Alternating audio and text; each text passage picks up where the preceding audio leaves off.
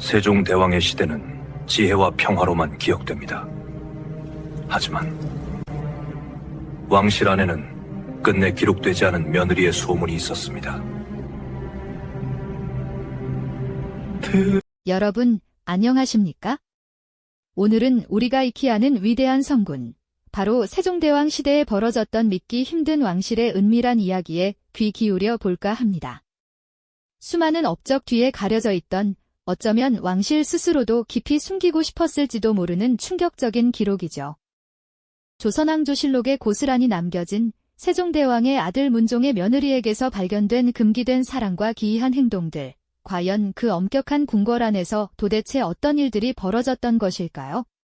성군의 시대로 기억되는 이상적인 조선의 모습 뒤편에 이토록 은밀하고도 파격적인 스캔들이 감춰져 있었다는 사실은 우리에게 강력한 호기심을 불러일으킵니다.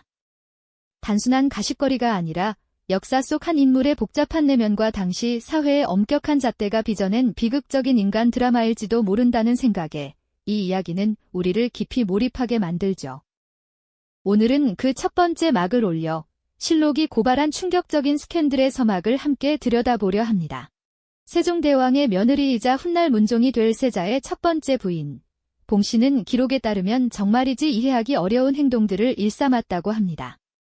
밤늦도록 술에 취해 난동을 부리거나 평범한 세자빈으로서는 도저히 상상할 수 없는 기행들을 벌여 궁궐 내 사람들을 경악하게 만들었죠. 특히 실록에는 그녀가 궁녀소상과 정을 통했다는 그야말로 입에 담기조차 민망한 충격적인 내용이 적나라하게 기록되어 있습니다. 어두운 궁궐의 밤, 세자빈 봉씨가 궁녀소상과 함께 은밀한 시간을 보내는 모습은 당시 내관들과 궁녀들에게는 크나큰 충격이자 혼란이었을 것입니다. 술에 취해 흐트러진 모습으로 궁궐 안을 활보하고 때로는 상식밖의 말과 행동을 서슴지 않았던 봉씨의 모습은 엄숙하기 그지없는 왕실의 분위기와는 전혀 어울리지 않았죠. 이를 지켜보던 내시들과 궁인들은 놀란 가슴을 부여잡고 서로 눈빛만 교환하며 왕실에 드리워진 이 그림자에 대해 쉬이 입을 열지 못했을 겁니다. 하지만 이 모든 일들은 결국 세종대왕의 귀에까지 들어가게 되었고 왕실의 명예와 미래를 책임져야 했던 세종과 신하들은 엄숙한 분위기 속에서 봉씨의 폐위를 논할 수밖에 없었습니다. 조선왕조실록 세종 23년 7월 26일의 기록을 보면 세자빈 봉씨가 궁녀소상과 정을 통했다는 단 한 줄의 문장이 고스란히 남아있습니다. 이 짧고 건조한 기록은 당시 왕실에 얼마나 큰 파장이 일었을지, 그리고 이 사건이 얼마나 충격적이었는지를 짐작하게 합니다. 한나라의 국모가 될 세자빈이 동성궁녀와 부적절한 관계를 맺었다는 사실은 유교적 가치관이 지배하던 조선시대에는 상상조차 할 수 없는 금기 중의 금기였으니까요. 이러한 봉씨의 행동들은 단순한 일탈을 넘어 왕실의 근간을 뒤흔드는 심각한 문제로 비화되었습니다. 세자빈이라는 자리는 단순히 왕의 며느리를 넘어 미래의 국모로서 왕실의 품위를 유지하고 가장 중요한 임무인 후사를 생산하여 왕실의 대를 이어야 하는 막중한 책임이 따르는 자리였죠.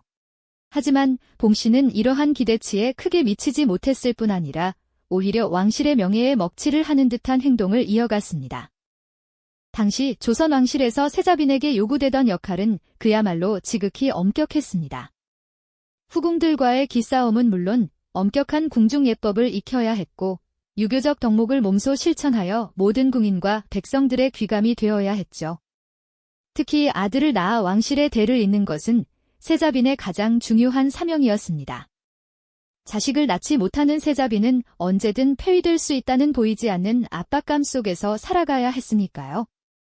어린 나이에 궁궐에 들어와 이러한 무거운 굴레를 짊어져야 했던 봉씨의 삶은 어떠했을까요?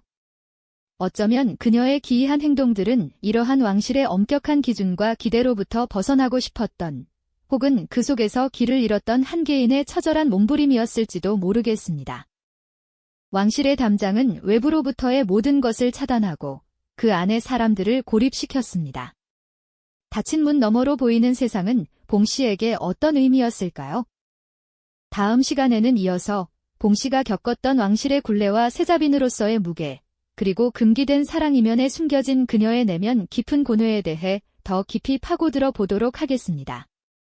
왕실의 담장은 외부로부터의 모든 것을 차단하고 그 안의 사람들을 고립시켰습니다. 닫힌 문 너머로 보이는 세상은 봉 씨에게 어떤 의미였을까요? 그녀의 파격적인 행동들은 어쩌면 단순히 왕실의 엄격한 규율을 거부하는 일탈이 아니었을지도 모릅니다.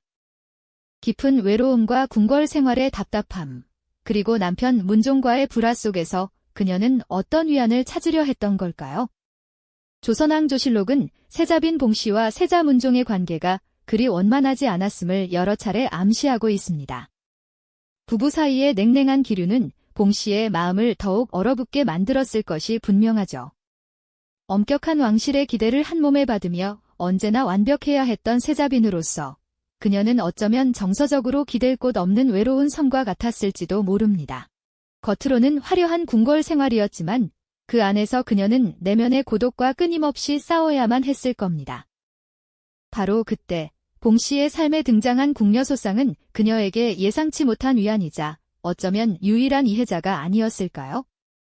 실록에는 봉 씨가 궁녀소상과 정을 통했다는 충격적인 기록이 버젓이 남아 있습니다.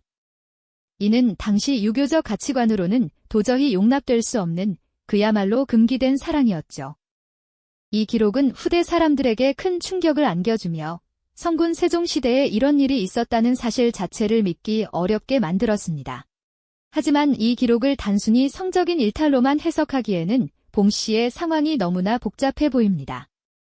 고립된 궁궐 안에서 자신의 감정을 털어놓고 진심으로 기댈 수 있는 존재가 절실했던 봉 씨에게 소상은 단순한 궁녀가 아닌 깊은 외로움을 채워주는 정서적 교감의 대상이었을 수도 있다는 해석이 조심스럽게 제시되기도 합니다.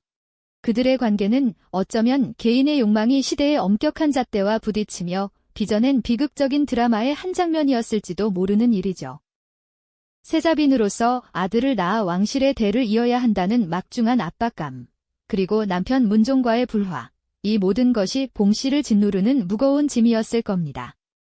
닫힌 궁궐의 문은 그녀의 자유를 봉쇄했고 세상과의 단절 속에서 그녀는 자신만의 방식으로 탈출구를 찾으려 했던 것일까요? 어쩌면 소상은 봉 씨에게 잠시나마 숨통을 트이게 해주는 유일한 창문과 같은 존재였을지도 모릅니다. 그녀의 기이한 행동과 금기된 관계는 결국 왕실의 존엄성을 뒤흔드는 심각한 문제로 비화됩니다. 그리고 이 모든 소식을 접한 이는 다름 아닌 조선 역사상 가장 위대한 성군으로 추앙받는 세종대왕이었죠. 자애로운 군주였던 세종대왕은 며느리의 파격적인 소식에 얼마나 큰 고뇌에 빠졌을까요? 개인적으로는 아들의 아내이자 한 인간으로서 봉 씨를 이해하고 싶었을지도 모릅니다. 하지만 왕으로서 그는 왕실의 위신과 조선의 미래를 책임져야 하는 막중한 임무를 짊어지고 있었습니다. 왕실의 명예는 곧 국가의 권위와 직결되는 문제였으니까요. 조선의 왕실은 유교적 이념을 바탕으로 한 사회의 최고 모범이 되어야 했습니다. 세자빈의 품행은 단순한 개인의 문제가 아니라 왕실의 도덕성과 정통성을 상징하는 중요한 척도였죠. 특히 세자빈이 후사를 잊지 못하고 심지어 궁녀와 부적절한 관계를 맺었다는 소문은 왕실의 근간을 흔들 수 있는 치명적인 스캔들이었습니다. 이는 단순한 가십을 넘어 국가의 기강과 직결되는 문제로 여겨졌을 것입니다. 세종은 깊은 시름에 잠겼고 신하들과 밤낮으로 격론을 벌였을 것입니다. 한편으로는 며느리의 처지를 안타까워하면서도 다른 한편으로는 왕실의 존엄과 후계 문제를 지켜야 하는 왕으로서의 책무 사이에서 갈등했을 겁니다. 그의 어깨에 놓인 무게는 감히 상상조차 하기 어려울 정도였을 겁니다. 과연 성군은 어떤 결단을 내릴 수밖에 없었을까요? 결국 세종대왕은 고심 끝에 비장한 결단을 내리게 됩니다. 개인의 정을 넘어 왕실의 명예와 국가의 안녕을 위한 어려운 선택을 할 수밖에 없었던 것이죠. 그 선택은 바로 세자빈 봉 씨의 폐위였습니다.